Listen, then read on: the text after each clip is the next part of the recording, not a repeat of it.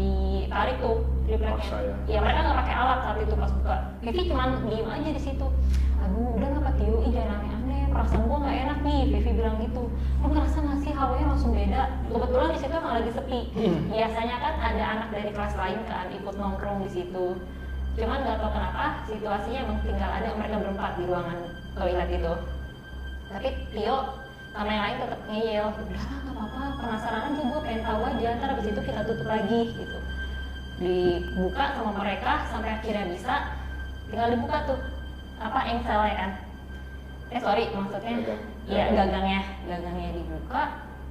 Pas dibuka langsung dong ada hembusan angin keluar kenceng gitu.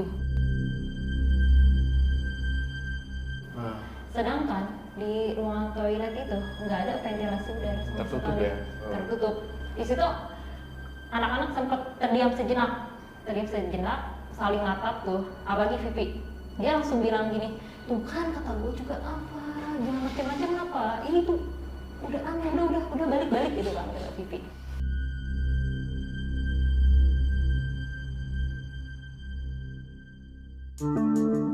Assalamualaikum warahmatullahi wabarakatuh. Kembali lagi di Monogram bersama Pepep di sini. Apa kabar teman-teman semua? Semoga kalian selalu dalam keadaan sehat walafiat ya. Ya walaupun di beberapa minggu ini cuaca sedang tidak menentu, tapi gue doakan semoga kalian bisa sehat-sehat terus dimanapun kalian berada. Nah, gue akan menemani kalian di setiap hari Rabu dan Sabtu dengan cerita-cerita horor ataupun narasumber yang membagikan ceritanya di sini. Kalau kalian suka dengan konten seperti ini, jangan lupa untuk subscribe dulu dan nyalain lonceng notifikasi biar kalian gak ketinggalan video-video terbaru dari Monogram.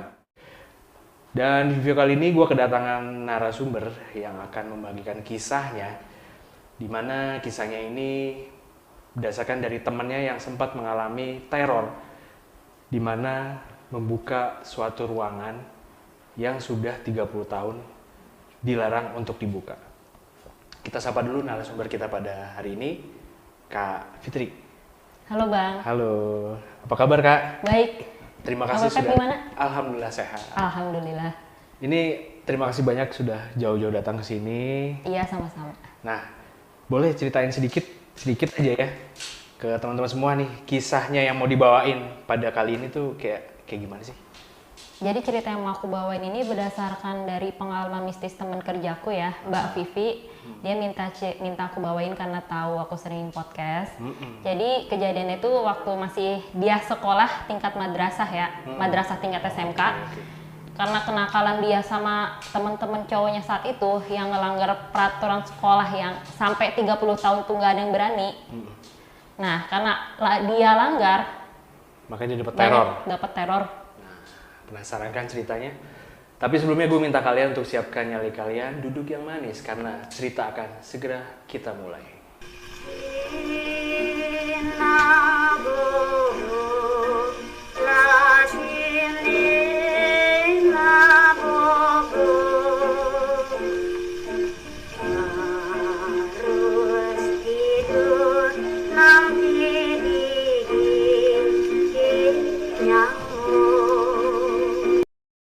Oke, jadi di sini aku mau ceritain cerita Mbak Vivi tadi yang aku bilang di awal. Kejadiannya itu di tahun 2016. Saat itu dia masih duduk di kelas 1 SMK. Cuman saat itu dia sekolahnya madrasah ya, sekolah agama. Waktu itu, tadi tahun itu Mbak Vivi masih stay di kampung dia di daerah Jawa Tengah. Jadi madrasah tempat Mbak Vivi sekolah ini termasuk sekolah yang paling besar di desanya saat itu, paling ternama lah istilahnya ya di antara yang lain. Nah, kejadiannya itu bermula sebenarnya saat Vivi dan 3 orang teman cowoknya berani ngelanggar peraturan yang sama sekali orang pun nggak ada yang berani langgar gitu. Karena dari awal para siswa masuk dikasih tahu sama pihak pengelola sekolah kalau ada satu ruangan toilet di sekolah itu yang nggak boleh dibuka. Jangan sampai ada tangan-tangan jahil yang berani buka. Jadi pintunya itu sebenarnya udah ditutup rapat, sampai pakai kayu triplek, silang kan, udah dipaku gini. Saking antisipasi biar nggak ada yang buka, Tapi ya mungkin karena saat itu kenakalan remaja ya Mbak Vivi sama teman-temannya terlalu penasaran, akhirnya mereka juga jadinya yang dapat teror. Sempat stres Mbak Vivi saat itu.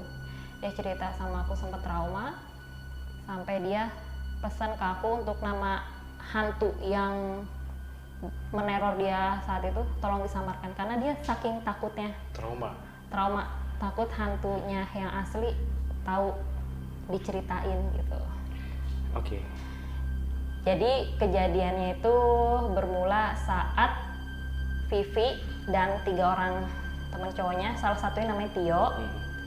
Jadi Mbak Vivi ini kan dia cerita sama aku tipe-tipe anak siswi yang agak nakal ya, walaupun dia cewek jadi lebih sering bergaul sama cowok. Jam mata pelajaran dia mabal, kadang nyebat-nyebat di deket toilet. Nah saat itu kejadiannya Mbak Vivi sama 3 orang temen cowoknya ini lagi bolos mata pelajaran. Sore-sore kan, bolos mata pelajaran, mereka malah asik nongkrong di ruangan toilet. Ada alasan juga sih kenapa mereka senang nongkrong di situ, karena itu kan di pedesaan kan. Kebetulan ruangan toiletnya itu bangunan itu menghadap ke pemandangan gunung. Jadi kebanyakan anak-anak emang hawanya seneng kalau nongkrong di situ. Cuman untuk kali ini Vivi, aku nih ceritain ya udah atas izin Mbak Vivi. Jadi saat itu Mbak Vivi lagi asik nyebat di dalam toilet sama 3 temen cowoknya. Ini kan agak bandel. Nakal ya Vivi ini. Iya, dia bilang agak tomboy saat sekolah saat itu. Makanya teman-temannya cowok kebanyakan nyebat di ruangan toilet karena emang sebenarnya mereka udah biasa di situ. Tiba-tiba si Tio bilang gini. Sebenarnya mereka ngomongnya pakai bahasa Jawa ya, cuma karena aku nggak bisa, jadi aku lafalin pakai bahasa Indonesia aja. Dia bilang gini, lu pada penasaran nggak sih sama toilet itu tuh yang di pojokan, yang katanya apek nggak boleh dibuka? Ngerasa aneh nggak sih, masa sampai satu sekolah gitu dibilangin jangan sampai yang berani buka ya? Berarti kan ada sesuatunya dong, Tio bilang gitu. Nah Vivi jawab, udah lu nggak usah macem-macem deh, kalau udah dilarang ya jangan dilanggar. Tapi si Tio ini agak rebel mungkin ya, namanya anak cowok, terus 2 orang temen cowok itu juga ngedukung juga, udahlah buka aja, lagian juga paling isinya cuman apaan. Nih semisal pun itu ada hantu-hantuannya, yalah mana ada sih hantu yang sampai ngebunuh orang gini-gini, paling juga dihantuin lu sehari 2 hari kata temennya gitu. Jadi buka aja kata Tio kan, dibuka tuh sama si Tio. Vivi awalnya nggak ngedukung, udah gue nggak mau ikutan lah. Jangan gitu loh, kita kan sohib bareng-bareng, buka. Ya nggak ada alatnya lagi kata temennya Tio yang satu lagi. Pas dicek sama si Tio, ini sih bisa sih, pakai kita aja dorong bareng-bareng, tripleknya kayak nggak kenceng-kenceng banget. Ya udah, jadinya di situ sama Tio dan 2 orang temen cowok itu ditarik tuh tripleknya. Ya mereka nggak pakai alat saat itu pas buka. Vivi cuman diem aja di situ. Aduh, udah kenapa Tio? Jangan aneh-aneh, perasaan gue nggak enak nih. Vivi bilang gitu. Lu ngerasa nggak sih hawanya langsung beda? Kebetulan di situ emang lagi sepi. Biasanya kan ada anak dari kelas lain kan ikut nongkrong di situ. Cuman nggak tahu kenapa situasinya emang tinggal ada mereka berempat di ruangan toilet itu. Tapi Tio sama yang lain tetap ngeyel. Udahlah nggak apa-apa, penasaran aja gue, pengen tahu aja. Ntar abis itu kita tutup lagi gitu. Dibuka sama mereka sampai akhirnya bisa. Tinggal dibuka tuh engselnya kan, maksudnya gagangnya dibuka. Pas dibuka langsung dong ada hembusan angin keluar kenceng gitu. Sedangkan di ruangan toilet itu nggak ada ventilasi udara sama sekali. Tertutup. Di situ anak-anak sempat terdiam sejenak, saling natap tuh. Apalagi Vivi, dia langsung bilang gini, tuh kan kata gue juga apa, jangan macem-macem apa, ini tuh udah aneh, udah balik gitu kan kata Vivi. Nah balik lagi karena si Tio ini tipe rebel nih, dia bilang gini, udah nggak apa-apa itu mah angin biasa kali. Terus pas dilihat di dalaman ruang itu sebenarnya toiletnya nggak ada apa-apa sih, nggak kelihatan kayak toilet rusak juga. Pas dilihat sekelilingnya sama mereka semua, barulah sadar kalau ada satu kendi di pojokan ruangan toilet itu. Tio yang awal sadar, dia langsung bilang, ada kendi tuh, apaan? Diambil sama si Tio. Vivi tuh awalnya udah, aduh Tio udah jangan macam-macam lah Pak, Gavi lihat dulu gitu kan. Di gini-gini sama dia tuh, wih ada airnya nih, wah jangan air jimat tuh, dibecandain kan sama temen-temennya kan, sama mereka ini yang cowok-cowok yang digini-giniin kan. Dimain-mainin ya? Iya, malah dimain-mainin gini-gini, terus nggak sengaja pecah tuh. Biasa, air putih biasa. Cuman ternyata di dalam kendinya itu ada satu bungkusan plastik bening gitu. Dalamnya ada kertas putih dilipat. Otomatis anak-anak langsung lihat dong, itu ada apanya tuh? Vivi bilang, wah nggak beres. Jangan-jangan itu jimat itu fix, gue yakin itu jimat. Udah Tio, udah buru tinggalin aja, takutnya nanti ada orang lain yang ngelihat kita buka pintu ini. Lu ngerasa nggak sih udah mulai nggak beres? Vivi bilang gitu. Lagi-lagi Tio ngeyel, enggak gue penasaran. Pas dia buka sama 2 orang teman cowoknya itu juga, pas dibuka ternyata bacaan Arab gundul gitu. Bacaan Arab gundul, ditanya lah sama yang lain juga, lu pada ngerti nggak ini bacaannya apaan? Dijawab sama teman-temannya, ya gue sekolah madrasah sih tapi gue belum bisa baca Arab gundul gitu kan. Vivi bilang, ini sih kayaknya ini deh Arab mantra gitu nggak sih, kayak ada yang aneh. Tio, udah deh, mending buru-buru beresin aja, takutnya keburu ada yang lihat. Di situ barulah Tio udah mulai kelihatan bulu kuduknya berinding tuh. Dia udah mulai ngerasa beda, dia mulai ketakutan tuh yang tadi hahaha langsung berinding. Sama si Tio dilipat lagi, udah dilipat lagi, masukin plastik lagi, udah dibuang gitu aja di toilet itu.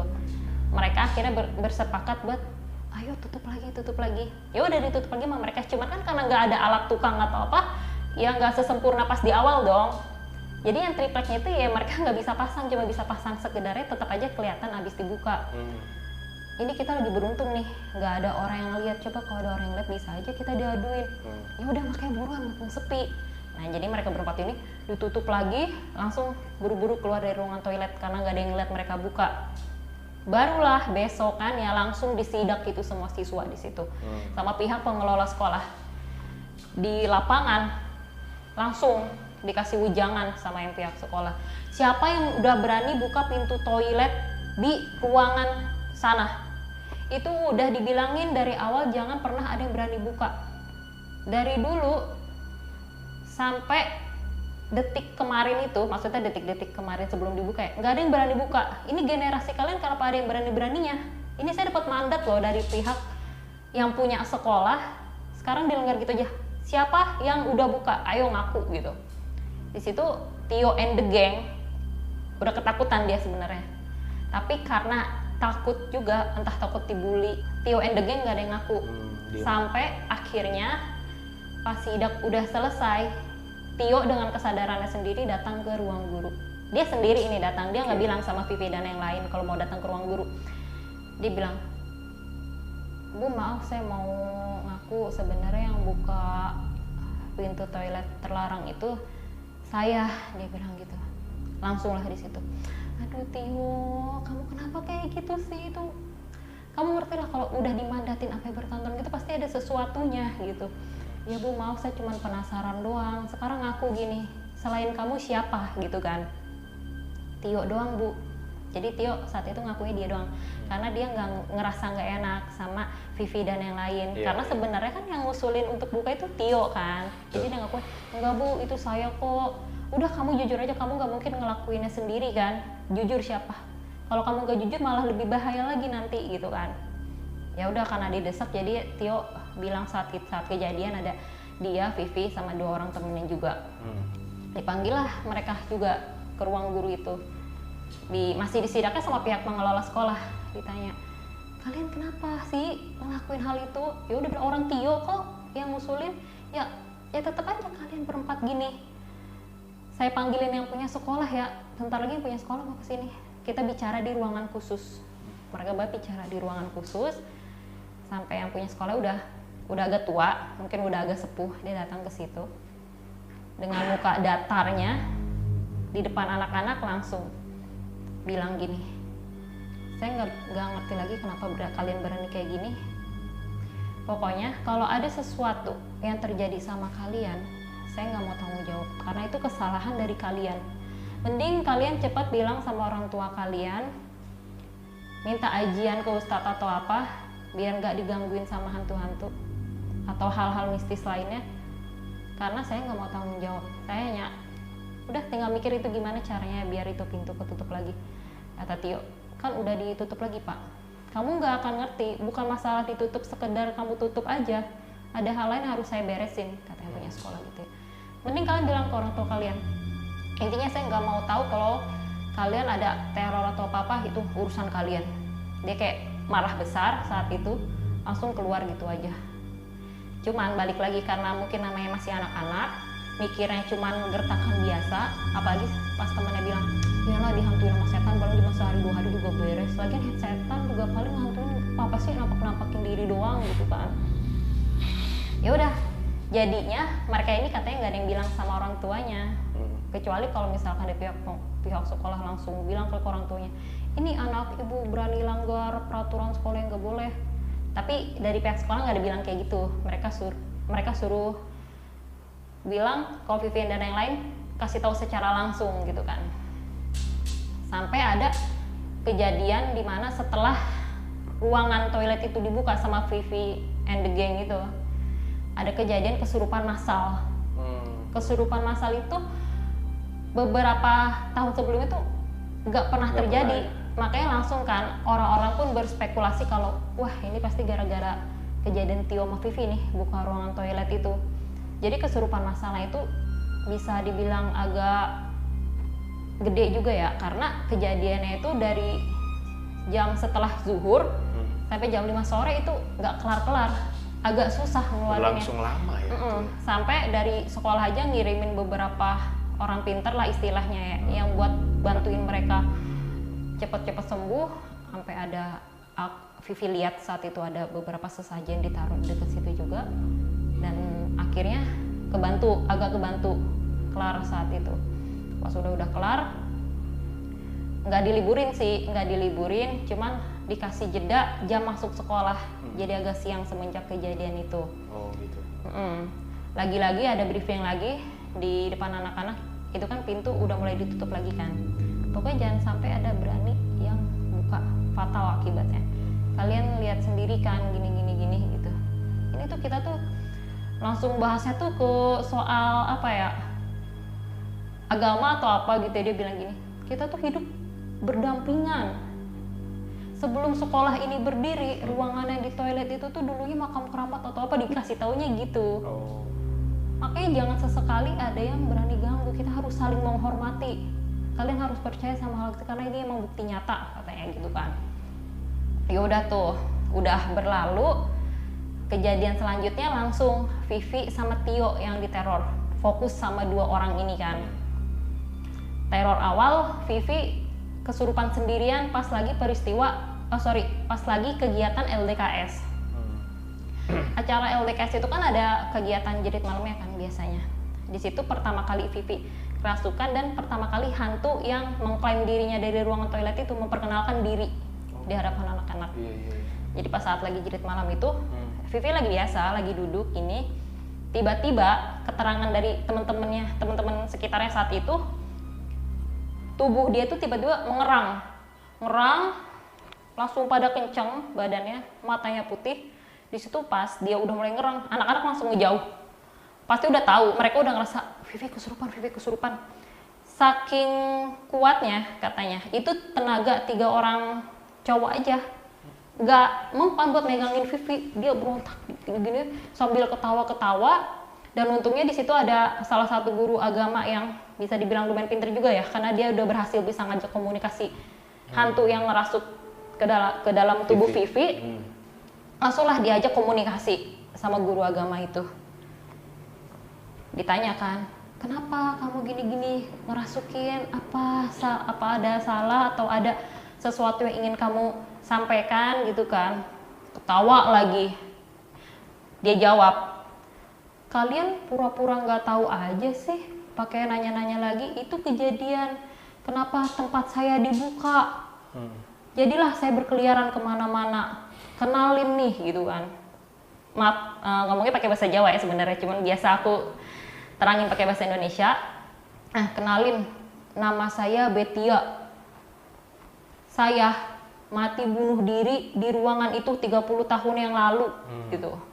Dan emang Vivi bilang sekolah itu udah berdiri lama, madrasahnya itu udah berdiri dari tahun 1970. Oh, udah tua ya? Udah tua. Dia memperkenalkan diri, namanya Betia, sambil cerita permasalahan dia di situ. Kan dibujuk ya sama guru agama. Toh sebenarnya biar bisa keluar juga. Apa ada kendala atau ingin yang disampaikan? Mulailah dia agak nangis gitu. Agak nangis bilang, saya tuh sedih. Dulu tuh 30 tahun yang lalu saya diperkosa sama teman saya yang sekolah di sini juga.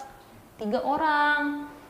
Tapi yang bikin saya sedih itu orang-orang sekitar, apalagi pihak sekolah, gak ada yang nanggepin serius.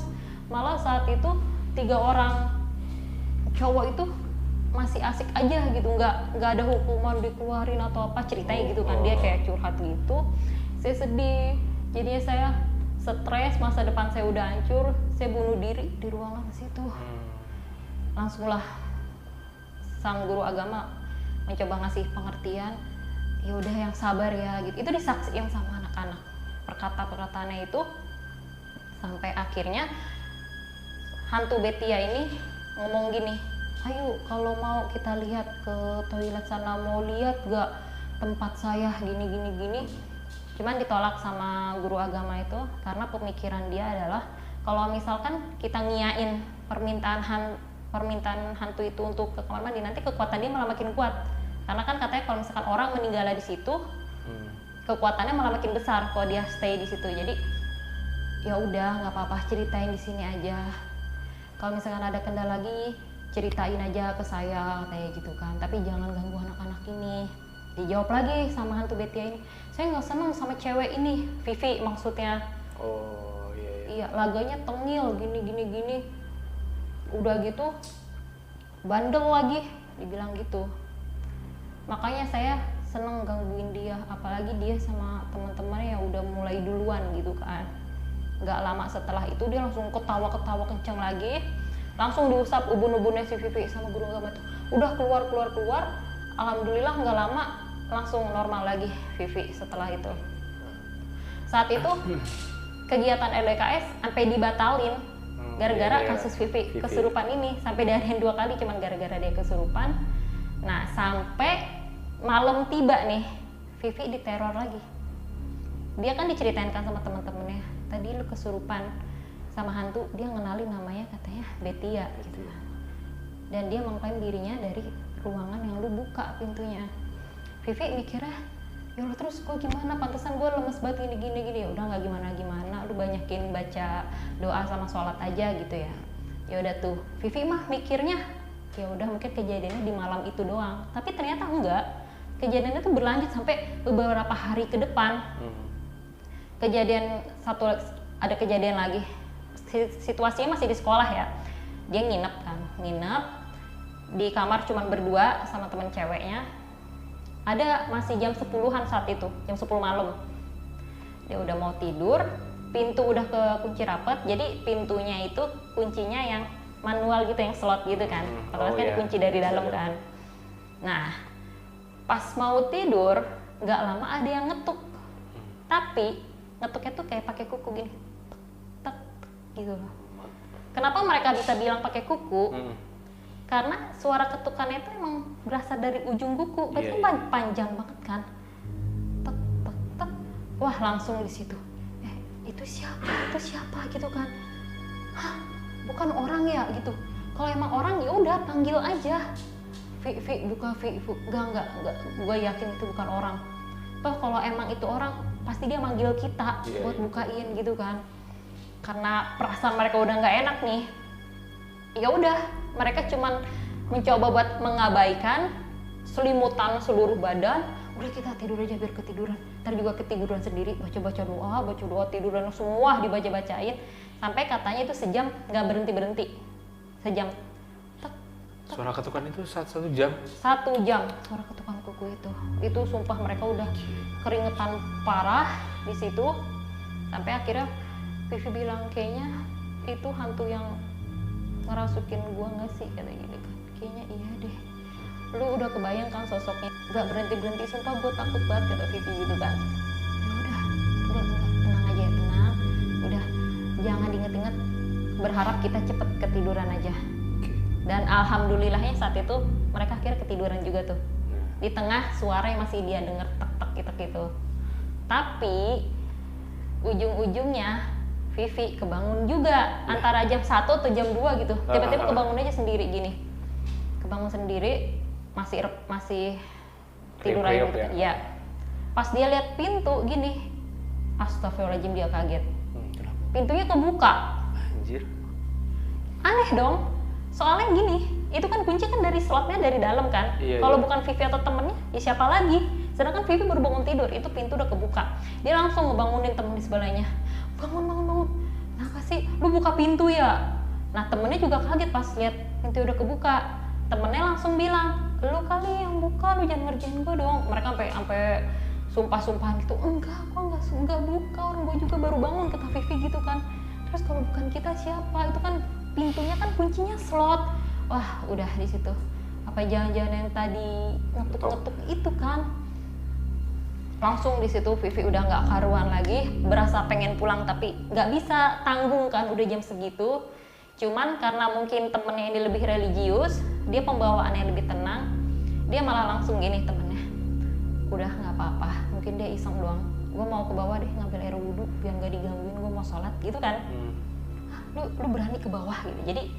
Jadi tempat air wudhu itu di bawah ruangannya itu, mereka di atas. Iya nggak apa-apa, lu nggak ikut, enggak, gue di sini aja, kata Vivi gitu kan. Ya udah temennya jalan aja biasa, turun ke bawah, katanya mau ngambil air wudhu. Pas temennya ngambil air wudhu, Vivi nggak lihat apa-apa di ruangan itu, dia cuma masih selimutan, belum ngerasain apa-apa tuh. Nggak lama temennya langsung naik, ditanya, Vi, lu nggak sholat? Enggak, gue nanti aja. Kebangun lagi tuh dia tuh. Ya udah gue sholat dulu ya, lu bantuin liatin gue tuh, kata temennya gitu kan. Iya gue liatin. Cuman saat itu di ruangan kamarnya ada cermin yang lumayan tinggi lah ya, satu badan gitu ngadep ke tempat tidur mereka. Pada saat temennya lagi sholat, entah kenapa Vivi pandangannya itu kayak pengen ngeliat ke cermin itu terus gitu. Di situ kelihatan bayangan temennya lagi sholat biasa. Dia duduk aja di tempat tidur sambil merhatiin temennya sholat. Gak lama pas temennya mau ruku, dia ngelihat ada sosok cewek pakai baju merah, kukunya panjang, itu diri di belakang temennya. Dan keterangan dari Vivi, mukanya hancur parah, itu matanya natap tajam ke Vivi. Di situ Vivi langsung teriak, otomatis langsung teriak dong, dia kaget, ada setan gitu kan. Dia langsung ngibrit ke bawah. Temennya itu kan belum selesai ya sholatnya ya, ikutan lari juga karena ketakutan. Vi, jangan tinggalin gua. Nah, gara-gara kejadian malam itu juga langsung heboh satu sekolah lagi. Si Vivi kenapa lagi gitu ya? Dia digangguin lagi sama hantu itu gitu. Ya udah langsung dikasih tahu sama pihak sekolah lagi. Vi, mending kamu gak usah masuk sekolah dulu ya beberapa hari ini. Kamu istirahat dulu di rumah. Terus ditanya lagi, kamu udah cerita belum ke orang tua kamu soal itu? Jujur, belum Bu. Aduh jangan gitu dong, coba kamu cerita biar ditemuin permasalahannya. Nanti ibu bantuin cari orang buat ngobatin gitu. Selagi nunggu bapak yang punya sekolah ini, mungkin istilah kata lagi ngatasin ini ya, hantunya atau hal sakral itulah biar keadaan sekolah normal lagi. Ya udah jadinya Vivi sendirian nih. Kalau Tio sama yang lain masih aktif sekolah, dia mulai nggak masuk beberapa hari. Walaupun dia nggak masuk sekolah, tetap aja di rumah diteror dia. Oh, ngikut ke rumah. Diteror. Sampai akhirnya pas di rumah dia bilang sama orang tuanya tentang kejadian dia buka pintu toilet terlarang itu. Ya orang tuanya langsung ngomelin dong. Lagian Dok, kenapa sih ikut-ikutan kayak gitu? Udah, kalau udah dilarang jangan dilanggar. Itu kan udah dilanggar sampai bertahun-tahun aja orang nggak ada yang berani gitu. Kenapa kamu sama teman-teman berani-beraninya? Ya maaf, itu sebenarnya dari temen aku si Tio gini. Ya udah nanti ibu cariin bisa bantu obatin.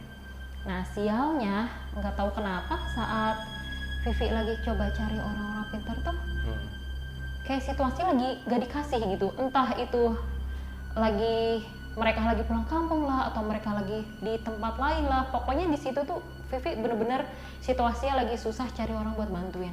Dia cuma bisa berdoa sekedarnya sebisa dia, dibantu sama ayahnya, sampai di malam selanjutnya di rumah dia nih dia ngalamin teror yang menurut dia cukup parah ya.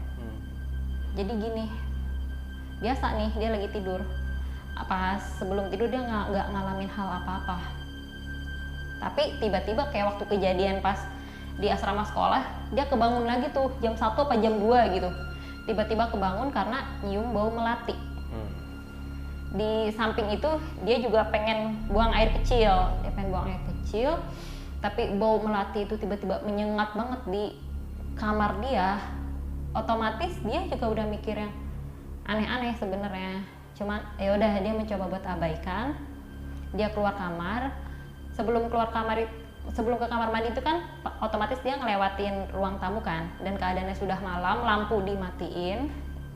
Dia jalan aja biasa ngeliatin ruang tamu, dan tiba-tiba aja nih di sofa ruang tamu dia ngeliat ada sosok cewek duduk persis sila kayak gini, penampakannya persis sama kayak yang dia lihat di kamar asrama sekolah itu, duduk ngeliatin dia sambil senyum dengan mukanya yang hancur itu.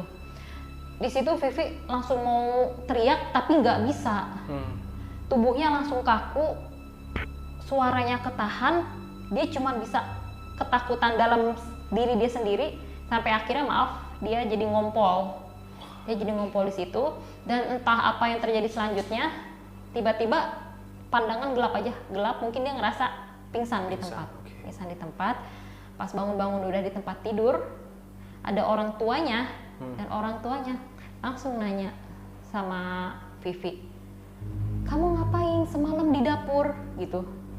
Vivi heran dong, hah, di dapur?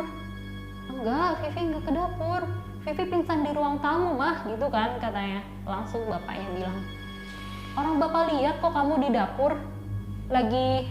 Jadi ceritanya bapak ini mau ngambil air wudhu kan, mau sholat tahajud katanya. Dia ngelihat Vivi lagi di dapur motong bawang, tapi pakai baju warna merah. Di situ juga bapak heran, si Vivi perasaan gak pernah pakai baju itu gitu.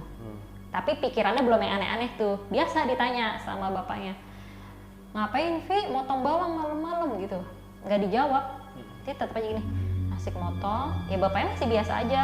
Selesai ngambil air wudhu, lewat dapur lagi kan, tiba-tiba aja langsung kenceng tuh. Itu kan ada talonannya kan, dia megang pisau kan, langsung suara gini, tuk tuk tuk gitu, langsung tuk talonannya di sampai bergaret-garet. Wah, langsung di situ bapaknya mikir itu bukan Vivi. Maksudnya Vivi lagi kesurupan gitu. Karena udah sadar Vivi kesurupan nih menurut bapaknya, dia langsung baca-baca doa sebisa bapaknya sambil manggil mamahnya. Mah, Vivi kesurupan. Dia kan megang pisau kan, tuk gini ngelihat ke sana. Karena takut membahayakan diri sendiri sama orang lain, sampai akhirnya tangannya langsung dipegang sama bapak, dipegang gini, istighfar ya Allah, dibacain surah-surah tuh ya, sambil diambil pisaunya, tek dilempar sama bapaknya kan, ngeri kan soalnya kan. Gak lama habis itu dia pingsan, dan akhirnya dibawa ke tempat tidur. Nah itu cerita dari bapaknya. Di situ Vivi langsung shock, dia berani sampai sumpah di depan orang tuanya, Pah, Mah, beneran Vivi nggak di dapur, Vivi tuh pingsan di ruang tamu gara-gara ngeliat ada hantu itu. Itu menurut Vivi yang bapak lihat itu bukan Vivi lagi kesurupan, tapi emang jelmaan dari hantu Betia yang Vivi bilang teror Vivi itu tuh hantu dari sekolah itu, Pak. Ya orang tuanya makin khawatir dong, karena apa? Dari ngeliat peristiwa dia udah megang benda tajam aja ngeri deh, ini ngeri. Ya, membahayakan gitu ya. Jadilah orang tuanya bener-bener langsung gerak, ayo cari orang yang bener-bener bisa ngatasin gitu. Pas ditanya, apa perlu usut ke pihak sekolah? Ya nggak bisa, itu kan dari Vivinya sendiri ngelanggar. Sekarang gini, mereka ini cuma orang biasa, yang punya sekolah ini kan istilah kata orang terpandang di situ ya. Ya tahulah gimana ya, bakal susah atau gimana kalau nggak ada bukti kuat. Apalagi ini karena kesalahan dari Vivi kan. Terus ini menyangkut hal gaib juga, bukan hal yang itu, jadi aneh gitu kalau misalkan harus dibawa ke yang ini kan. Ya udah, mereka cuma bisa bantu, maksudnya ngobatin anaknya sebisanya. Tapi sialnya lagi saat itu Vivi belum menemukan jalan untuk dibantu sama orang lain. Masih ada halangan aja. Waktu itu ada orang pintar dari Sukabumi, tapi kendalanya dia lagi nggak bisa karena ada satu situasi di mana dia harus ngatasin orang lain dulu. Jadi Vivi saat itu benar-benar diabaikan. Vivi hampir stres, dia bilang ke aku, hampir stres saat itu. Nah, tiap malam hampir diteror. Pernah suatu ketika dia kesurupan lagi jam 11 malam. Padahal lagi biasa, lagi tiduran biasa. Terus lagi main HP, tiba-tiba kesurupan gitu aja. Kesurupan, tapi orang tuanya bilang pada saat Vivi kesurupan kali ini nih, dia nanyain Tio. Dia ditanya, Tio mana? Pas lagi kesurupan tuh Vivi gitu. Mau ngajakin Tio main, mau bawa Tio gitu kan. HP-nya langsung diambil lagi, posisinya lagi kesurupan ya, di HP. Dia buka Instagram tuh, Instagram, cari nama Tio, di DM sama Vivi. Tio di mana? Main yuk. Itu situasi jam 11 malam ya.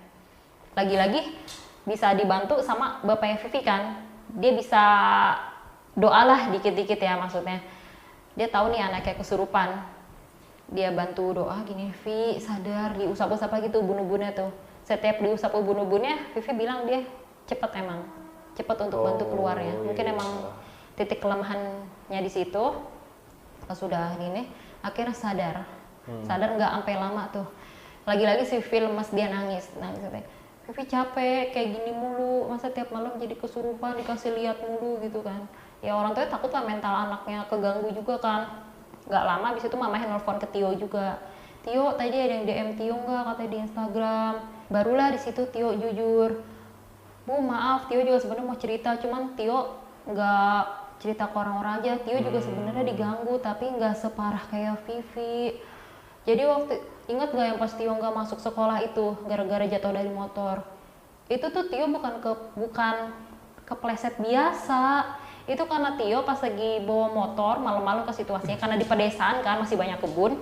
Itu ada sosok cewek baju merah yang biasa dilihat sama Vivi. Itu tiba-tiba ngelintas di depan Tio. Tio kan lagi agak ngebut juga kan, katanya lagi ngebut. Dia lewat di depan Tio.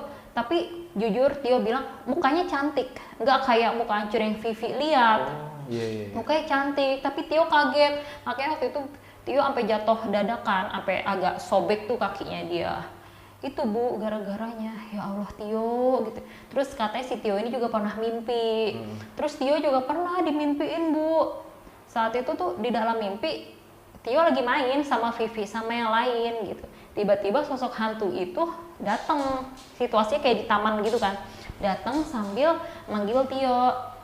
Tio, aku suka sama kamu gitu kan, main yuk ke tempat aku. Pas di dalam mimpi itu Tio tadi mau ngikut sama dia, udah digandeng Bu. Emang perawakannya cantik banget. Tapi nggak lama teman-teman langsung ngingetin Tio, Tio jangan mau, kita balik aja yuk, balik. Nah di dalam mimpi itu Tio langsung nolak dong, maaf ya nggak bisa ikut. Tio disuruh balik. Ya kok gitu sih, kata hantunya, maaf ya. Akhirnya di dalam mimpi itu tuh diajaklah Tio kembali ke tempat asalnya, langsung sama bapaknya Vivi diginin. Itu alhamdulillah loh Tio nggak diajakin, nggak mau. Soalnya kan bapak pernah dengar beberapa kejadian katanya kalau misalkan kita mimpi diajakin main sama orang meninggal, jangan mau. Ya Allah, itu untungnya masih ditolong dalam mimpi loh. Coba kalau misalkan Tio ngiyain, mana tahu kan, apalagi dia bilang suka sama Tio, mau ngajak Tio. Makanya Tio agak ngeri juga sih. Emang sih Tio nggak pernah dinampakin yang serem-serem, cuman Tio ngerasa kok kayak diperhatiin. Ini juga orang tuanya Tio lagi bantu cari-cari kok.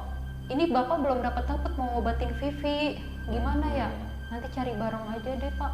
Sumpah Tio nyesel banget, maaf ya Pak. Ini semua gara-gara Tio-nya ngotot saat itu ngajakin teman-teman mau buka. Ya udah nggak apa-apa, sekarang fokus aja. Soalnya Tio kasihan sama Vivi, jadinya Vivi yang parah dihantuin saat itu.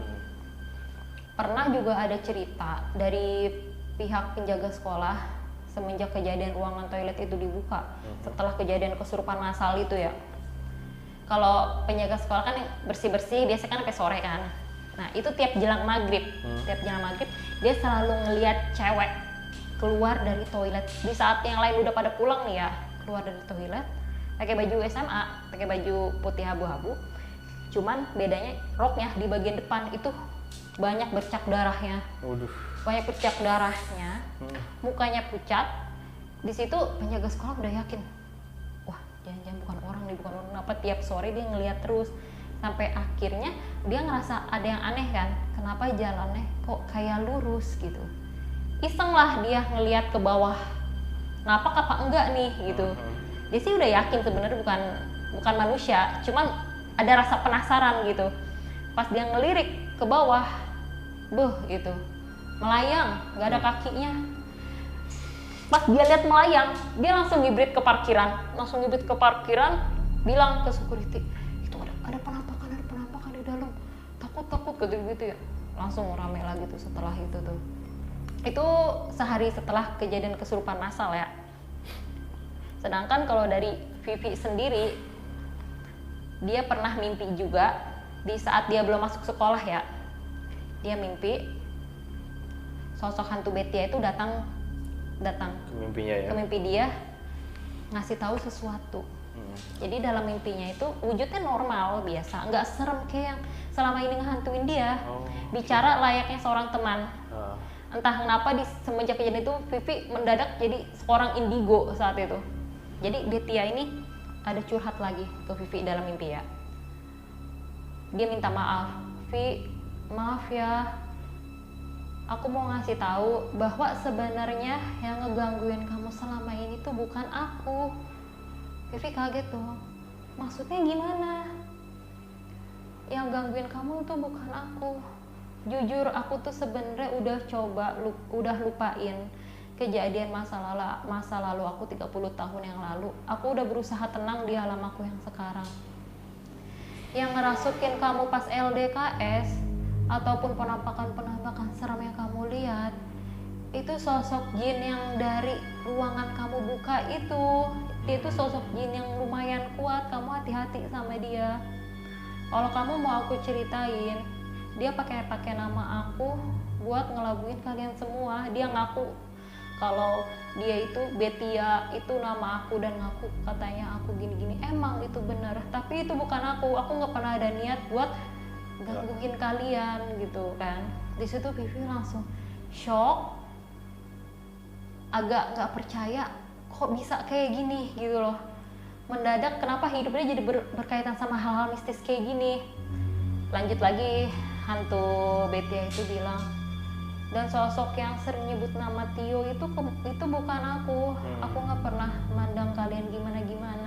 Itu sosok jin yang mau ngedeketin Tio juga karena dia ngelihat paras Tio yang menurut dia cakep. Ternyata dia bisa suka juga kan. Langsung kan Vivi langsung kaget karena sebelumnya dia nggak pernah ngalamin hal-hal mistis kayak gini kan. Terus kenapa dia bisa bawa-bawa nama kamu? Vivi ada tanya gitu kan. Langsung diceritain lagi.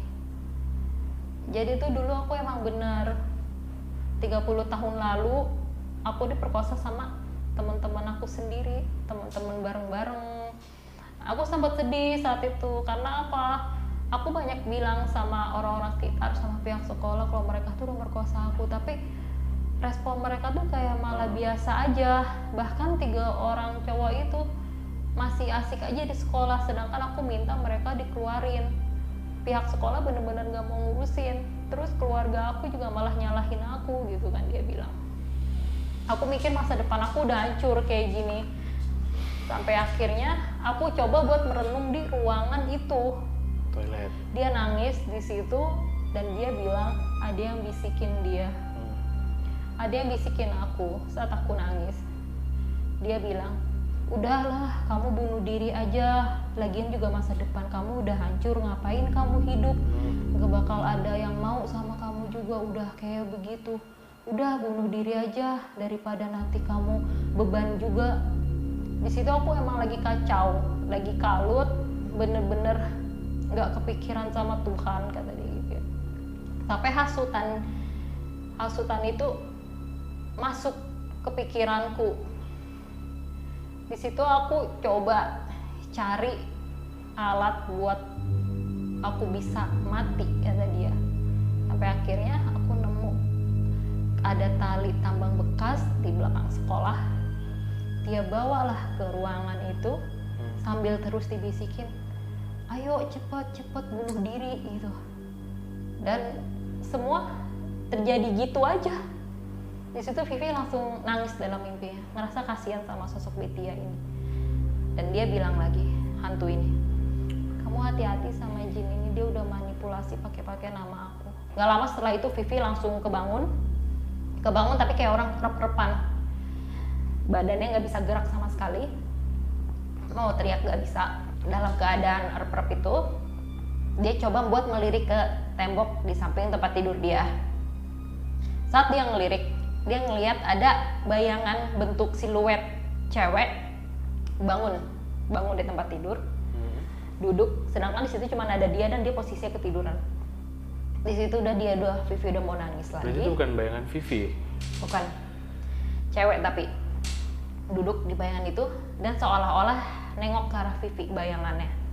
Gak lama dari situ kelihatan mulutnya seakan-akan ketawa lebar, dan suara ketawanya kedengeran di dalam telinganya Vivi. Ketawa lebar, hahaha gitu, serem. Cewek tapi suaranya kayak menggelegar gitu menurut Vivi. Dan dia ada bilang gini, sekarang kamu udah tahu ya, dia bilang gitu. Iya, saya yang udah manipulasi Betia buat bunuh diri di situ. Saya yang udah bisikin dia. Sekarang saya keganggu gini ya karena ulah kamu juga. Dan yang lain berani-berani buka. Sekarang kamu rasain akibatnya. Sampai tiba saatnya dimana saya mulai dipulihkan lagi sama tuan saya, dia bilang gitu. Mungkin ada yang maksudnya itu. Mungkin ya, yang punya sekolah yang mungkin ya. Dia ada main ilmu apa mungkin.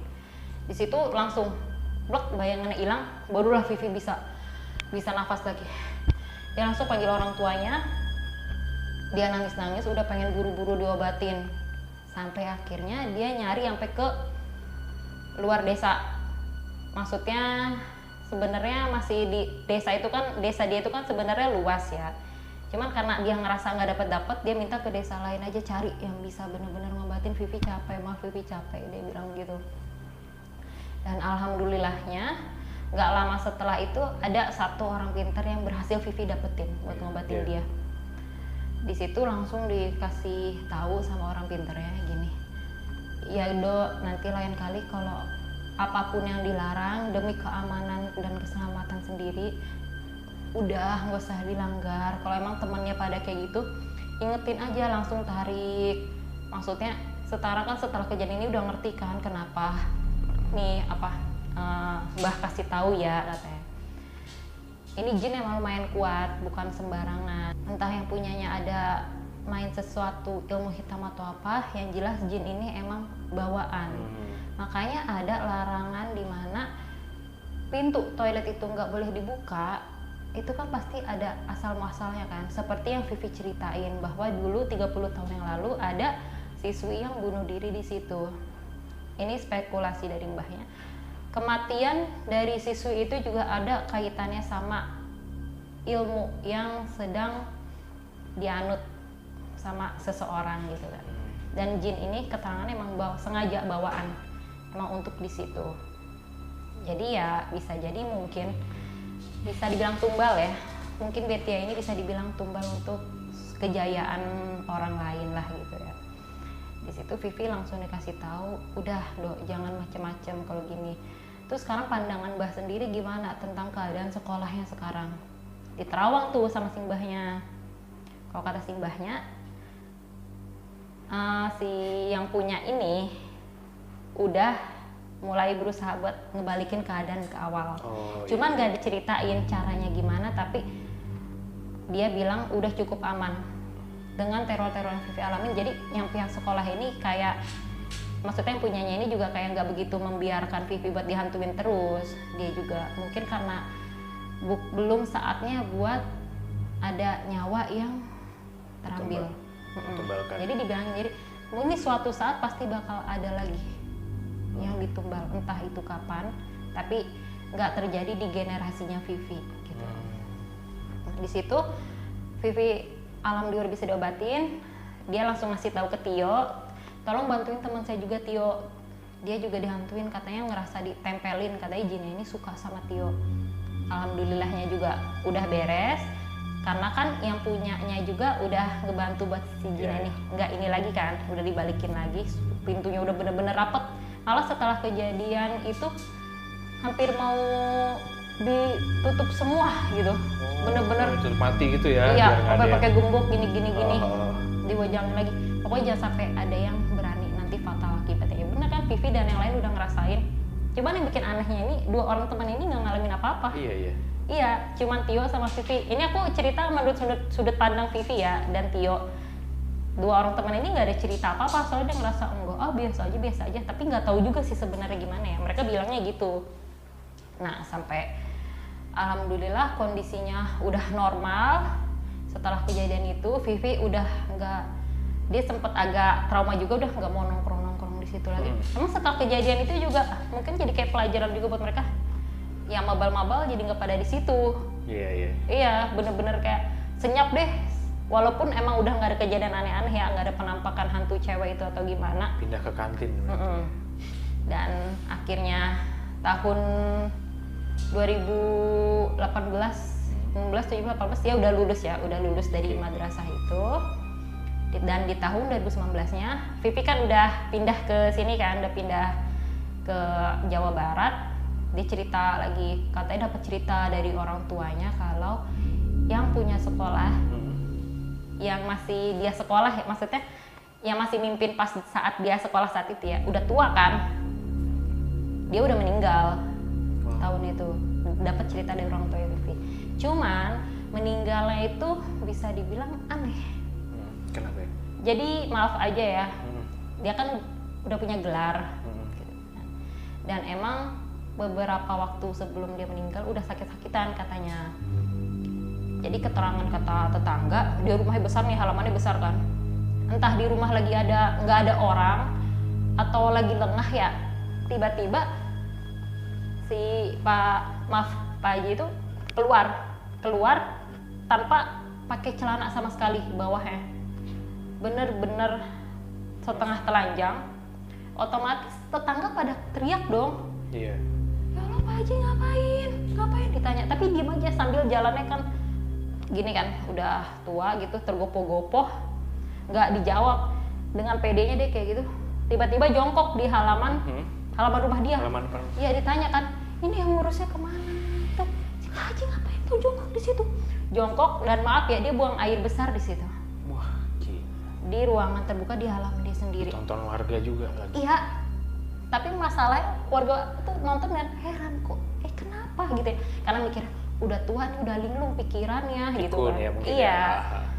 Mau nolongin juga tapi canggung gitu kan. Gak lama abis dia buang air besar, sama dia diraup, diambil kotorannya itu, diusap-usap ke muka. Di situ langsung ditanya, ya Allah, Pak Haji ngapain? Langsung dijawab sama almarhum, lagi wudhu gitu. Terus kayak orang tayamum dibasuh gini, tapi kotoran dia sendiri digini gitu. Lagi wudhu gitu. Dan gak lama setelah itu langsung berita meninggal. Di situ Vivi langsung bilang ke orang tua, ya iyalah, nggak heran meninggalnya kayak gitu. Orang pas kejadian Vivi aja udah dikasih tahu kan sama si mbahnya, orang dia ada main sama ilmu hitam. Jadi kan kalau orang-orang kayak itu tak meninggalnya ketahuan, maaf. Jadi ya itu kelihatan jeleknya gimana. Gak wajar lah meninggalnya kayak gitu, pasti ada sesuatu. Jadi sekarang mah udah dipegang sama anaknya. Terus Vivi ada tanya sama orang tua, emang dulu sejarah sekolah Vivi gimana sih, mama tahu nggak? Nggak pernah tahu sih, soalnya kan emang sekolahnya udah lama juga. Cuman emang pernah denger desas-desus gitu dari teman mama yang udah sepuh. Katanya mah dulu tuh sekolah gak gede-gede amat, malah katanya dulu yang punya, maaf ya, miskin katanya. Dan yang bikin heran emang kok bisa berkembang pesat dengan cepat gitu, sampai jadi sekolah yang paling besar lah di desa itu ya. Sama Vivi langsung begini, ya iyalah orang dia ada main ilmu hitam. Ingat lah pokoknya waktu sama si mbah yang ngobatin Vivi itu, Udah lah, hati-hati aja. Itu juga pasti nanti beberapa tahun lagi ada tuh tumbal kayak si Betia yang kemarin gitu masih Vivi. Ya udah, yang penting mah Vivi udah nggak sekolah di situ kata dia gitu. Hati-hati aja. Dan semenjak dia udah debatin, Vivi nggak kayak anak indigo lagi. Udah nggak pernah dihantin sama sosok Betia atau apa. Cuman kalau pas dia cerita sama aku di tempat kerja gitu, cerita saat dia nyebutin nama aslinya Betia, dia agak merinding juga, makanya dia mesen ke aku gak usah pakai nama aslinya gitu. Itu tadi cerita dari Kak Fitri atau Kak Ipit ya. Di sini gue pengen ngobrol-ngobrol dikit ya Kak ya, bentar ya. Yeah. Ini sebenarnya ceritanya menarik dan cukup creepy banget sih. Dimana ini relate juga dengan kehidupan sekarang nih, dimana banyak kasus-kasus pemerkosaan, pencabulan di akademisi atau di sekolah. Iya benar. Benar kan ya? Dan mungkin pihak dari sekolahnya yang diceritakan Mbak Ipit itu mereka tidak menanggapi keluhan dari siswi ini ya. Iya. Kejadiannya udah lama kan, 30 tahun yang lalu. Sampai sekarang malah nggak pernah diusut ya? Enggak. Laporannya kayak dianggap biasa aja gitu. Malah yang disalahin kan dari pihak ceweknya yang mau aja gitu. Nah sekarang si Mbak Vivi-nya gimana kabarnya? Mbak Vivi ini kebetulan teman kerja aku. Oh, teman kerja ya? Iya.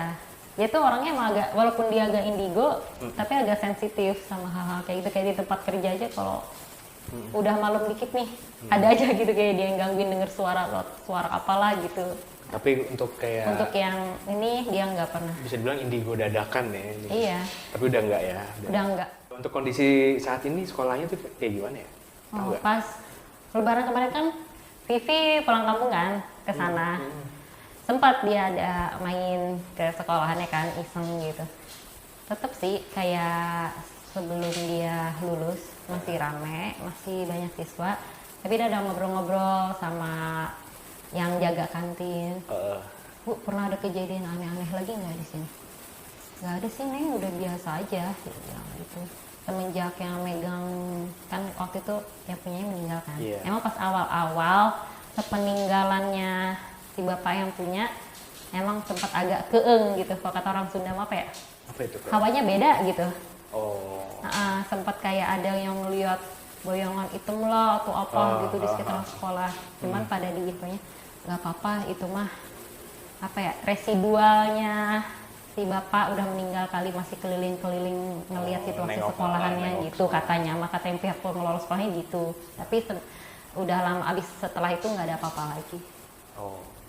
Kabarnya si Tio, padahal sebenarnya awalnya kejadian Tio sebenarnya ya? Tio sebenarnya, tapi karena katanya terpesona sama parasnya Tio, jadi malah niatnya tadi mau diajakin si Tio, mau dibikin meninggal atau apa mungkin ya. Kalau kabarnya sekarang sih masih melajang ya, masih asik kerja dia di sana, dia di Jawa Tengah. Kalau Vivi kan pindah ke sini, dia masih di sana, stay kerja di sana. Teman-teman semua, mungkin dari cerita kayak Fitri atau Kak Ipit ini bisa kita ambil sisi positifnya, dibuang yang jauh sisi negatifnya ya.